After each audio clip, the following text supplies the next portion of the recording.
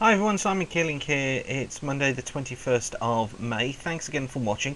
This site's kept free of charge by the adverts that you see around the screen, so if you see an advert you like, click on it and go through to the advertise, because it's that generates the revenue for us and it keeps the site free of charge as well. Obviously just click on the adverts if you're interested in what they're offering. Don't just click on them because they're there. I wanted to show you first of all the contrast today really between the east and the west of the country. This is the view from Norwich, from the BBC cameras at Norwich. You can see a dull day there. Here's the cathedral sticking up, but low cloud and pretty hazy out there this morning. Compare that with further west. This is the Knighton webcam from Central Wales at the Space Guard Centre, and you see here cloud already breaking, blue skies coming through, and that's the story of the day, with the east being cloudier but the west being brighter. Although you can see even in the west we're still quite hazy, but we are going to see an improvement in conditions as we go through the course of this week.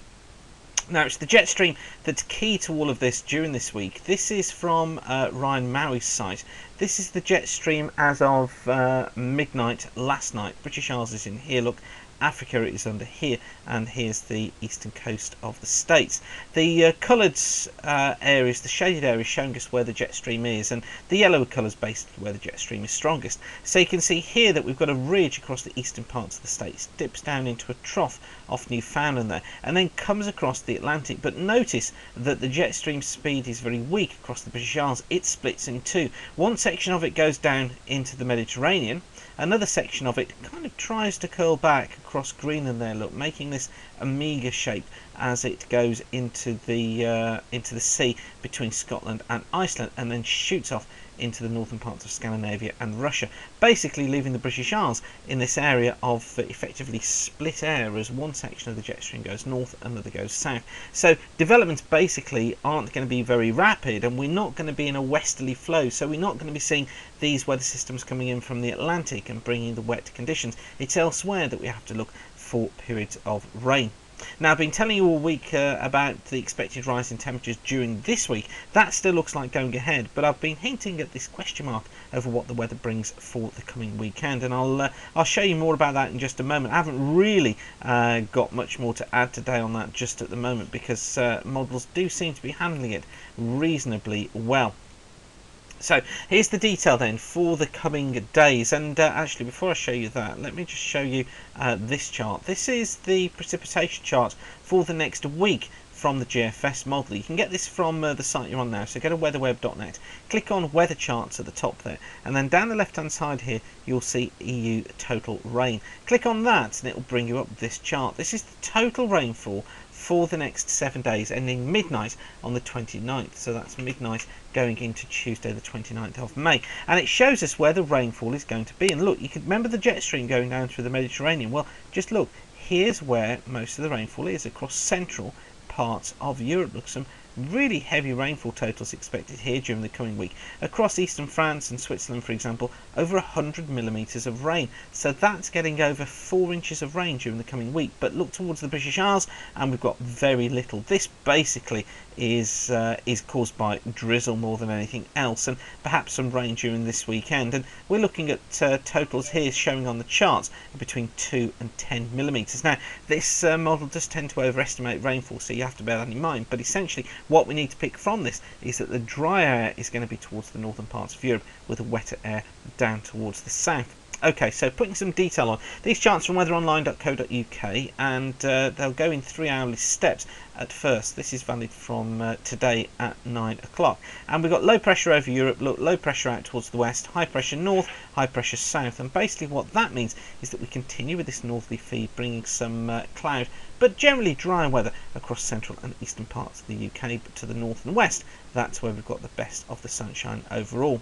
Through this afternoon, very little changes, just with light winds across many areas. Bit of a brisker northerly wind across East Anglia in the southeast, thanks to this northerly flow, and quite brisk across Western Ireland too, with a southerly here and some outbreaks of rain out towards the west. But for most of us, it's dry. Stays that way through tonight as well, and into tomorrow pressure really starts to build. So it's tomorrow that we're going to be seeing temperatures rise, and I think we could be going into the 20s for many areas during the course of tomorrow. Just bits and pieces of rain for Western Scotland and Western Ireland. Perhaps 1 or 2 showers just trying to develop East Anglia and South East England.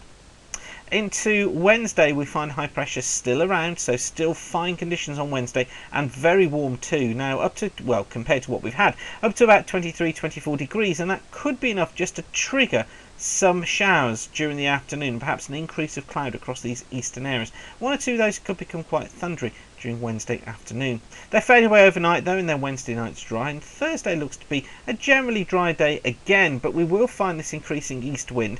Temperatures again into the 20s, and perhaps just an isolated shower. High ground to the southeast and across the Pennines, particularly noted on there. Friday, the easterly wind picks up, probably more cloud around in the south on Friday. This is part of the question mark building for the weekend. Some spots of drizzle further south, but dry to the north. Best of the sunshine, western Scotland, western parts of Ireland. And then as we head in towards the weekend, well, this is where the question mark comes in. Look, you'll have noticed already outbreaks of rain across Ireland, parts of South Wales, parts of southern England. The isobars close together, so that means that it is going to be getting breezy through the course of Friday. And I think really quite windy down towards the south. Into Saturday, we stay with that brisk easterly breeze. Now, this model is keeping the rain away to the south on Saturday. Others do bring it into southern England, and excuse me, I'm quite tempted to bring it into the south of the M4 corridor, and a windy day too across much of England and Wales. Easterlies probably blowing at a good sort of 25 to 30 miles an hour, so getting up to 46, 47 around these coastal areas. Best sunshine, western Wales, northwest England, western Scotland and parts of Ireland too. And it'll be warm once again, although not quite as warm as it has been, but these western coasts still well into the 20s. Into Sunday, low pressure, look, you'll have noticed getting closer to us, edging northwards all the time. I think we could find cloud, particularly across most of Wales, across to East Anglia, south of that area, bringing some spots of drizzle in this zone. West Wales, northwest England, western Scotland, most of Scotland, most of Ireland, probably faring better. Sunny spells and staying dry here. And then into next week, well, a gradual decreasing pressure to the south, bringing cloud and outbreaks of rain across southern areas. The north tending to stay dry, tending to stay under the influence of that area of high pressure. And then you'll notice how during early next week we try to bring some outbreaks of rain again into the south, but that high to the north is trying to stay firm. So I think eventually this high to the north wins through. Yes, we may see more rain in the south during the early to middle part of the week, and here it comes. Look, some of that could be quite heavy at times, but I do think that by the weekend, so this is getting into the weekend of the 2nd and the 3rd of June, we are likely to see pressure building again, particularly for western areas. So I think although there could be some cloud and spots drizzle in the east, I think many western areas should stay dry as we head into that weekend. And I do think high pressure will be building in as we head into the spring bank holiday week. So I have everything crossed that we could go into a drier week during that spring bank holiday week, with pressure remaining generally high. That's getting backed up by various models at the moment, although I've got to say confidence is still relatively low, but it's looking like we could go into this dry spell of weather for the holiday week as we get into the beginning of June. So thanks for watching. As I said at the beginning, the sites get free of charge by the adverts around the screen, so if you see one you like, click on it and go through to the advertiser, but don't just click on it because it's there, click on it because you're interested. Okay, so thanks for watching and keep the sun shining. Bye for now.